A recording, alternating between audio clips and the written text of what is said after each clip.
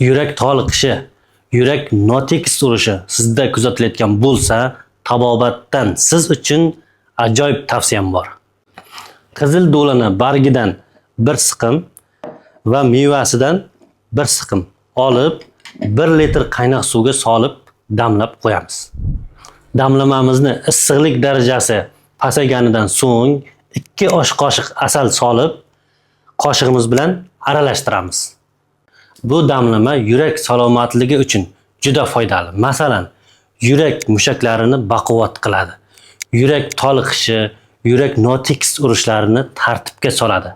Hamda infarkt, insult o'tkazganlar uchun juda shifobaxsh. Iste'mol qilish. Tayyor bo'lgan damlamani kun davomida 3-4 mahalga bo'lib, choy o'rniga iste'mol qilamiz. Sizlar bilan tabib Iskandar Saidov mana shunday qiziqarli va kerakli ma'lumotlarni o'tkazib yubormaslik uchun sahifamga obuna bo'ling.